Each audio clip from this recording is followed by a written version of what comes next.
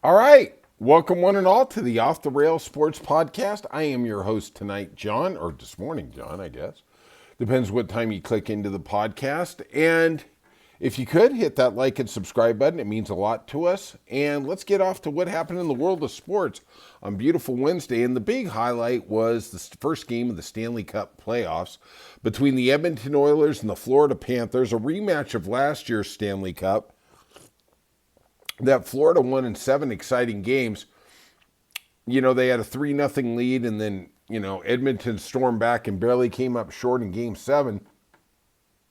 And, it was basically an even money series going into this game.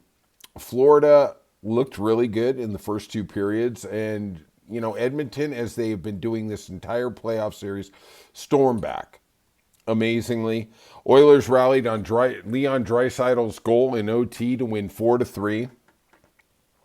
Oilers led 1-0 a minute into the game on Draisaitl's goal. Bennett for Florida had 2 goals. They actually had a 3-1 lead.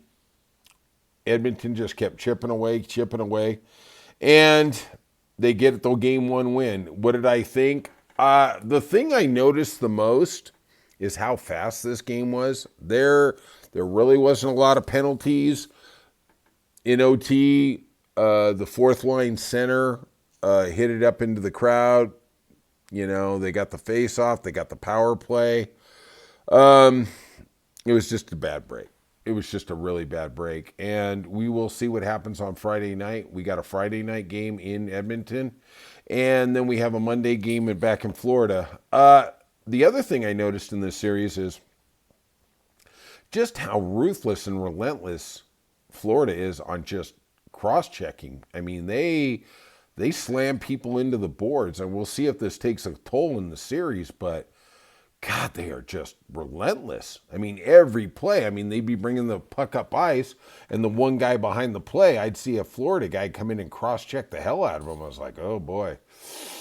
They are bigger. They are stronger. We will see if talent overplays what that is. We shall see. All right. Not much else. The NBA Finals start tonight in OKC. We got the Indiana Pacers taking them on. Right now, currently, the line is minus 700 for Oklahoma to win the title. That means you got to lay $700 to win 100. Huge favorites. And I haven't seen an NBA final like this kind of favorite in a long, long time. I think I would be very impressed with Indiana if they were able to win 2 games. Oklahoma City just has a defense that I don't think anybody in the NBA really has. They have the athleticism of like a Houston. They have young players. They just come at you in waves. And I think the difference between them and the Knicks is the Knicks had a great starting 5. I think their starting 5 is better than OKC's. But the difference is OKC's number 6 through 10 is the best in the NBA. And, you bring Caruso off the bench. You bring, these guys just are animals. They are just monsters. They are coming at you, and there's just no get up. I remember seeing games this year with OKC playing the Clippers, and it was like, wow, once they got past half court, good luck getting to the 3-point line. It was literally a 5-second because whoever was on him, he was pressing him hard. They were not giving up any dribbles. They were coming at him in waves. We shall see. I'm looking forward to the series very, very much. Let's talk about what's going on in baseball. Pablo Lopez, one of the star pitchers of the Minnesota Twins, is going to be out 8 to 12 weeks with a shoulder strain. That's a big blow to the Minnesota Twins, who had a 12-game winning streak earlier this year.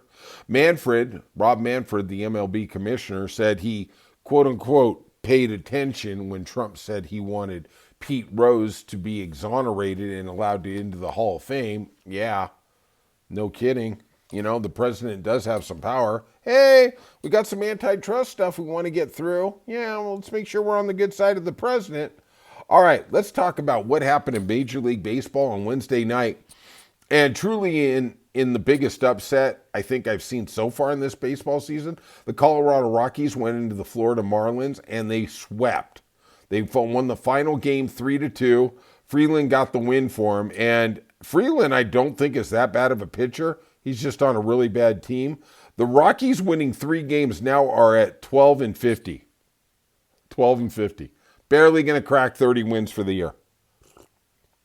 I think they're going to end up about 40, maybe 41. But it was a nice thing. It was a nice thing to see a team that's been beaten down that bad. But I mean, they're historically bad. I mean, I can't even get my head around just how terrible this team is, but you know, it's Major League Baseball and we don't have relegation like the Premier League, so what are you going to do?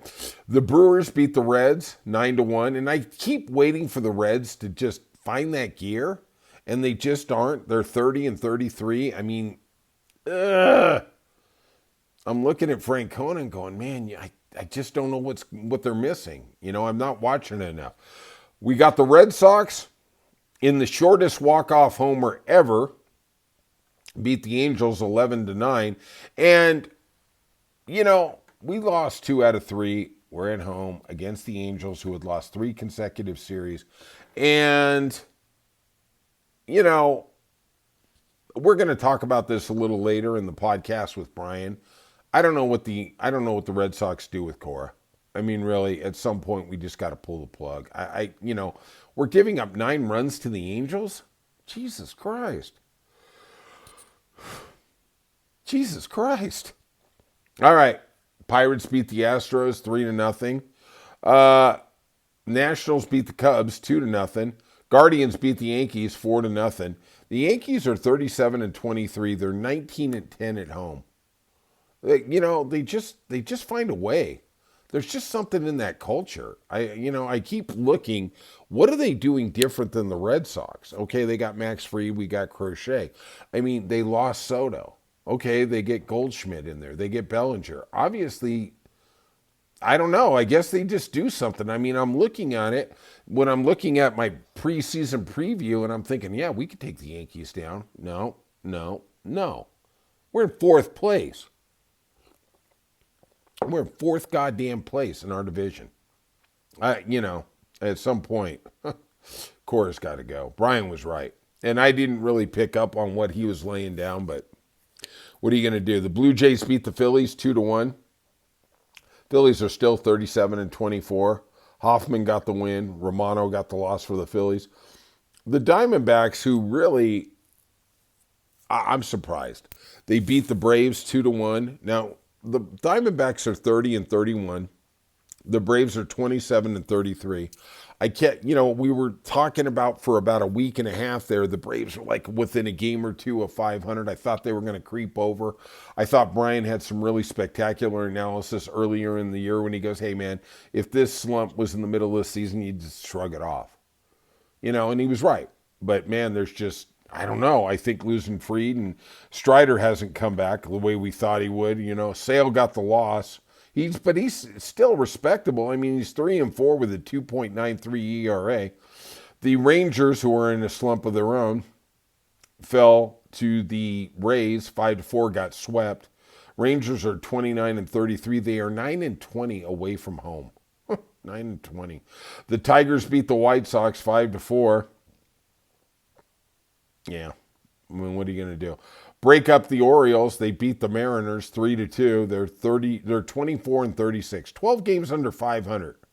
12 games, the Orioles. Cano got the win for them. The Padres lost to the Giants 6-5. All right.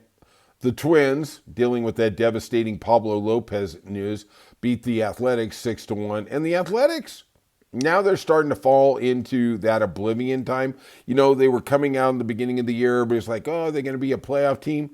23-40. Yeah, they're finding their way. Twins are 34-27. We will see what the Pablo Lopez impact is on them. Don't forget they had that, 13-game winning streak. And in the nightcap, we had the Mets beat the Dodgers 6-1. Canning got the win. They took the series from the Dodgers. Kind of surprising. All right. If you could, I appreciate you being here, but hit that like and subscribe button. Leave some comments. I always appreciate reading them, and I do try and respond as quickly as I can. All right, that's it today for Off the Rails Sports Podcast, and we'll see you soon.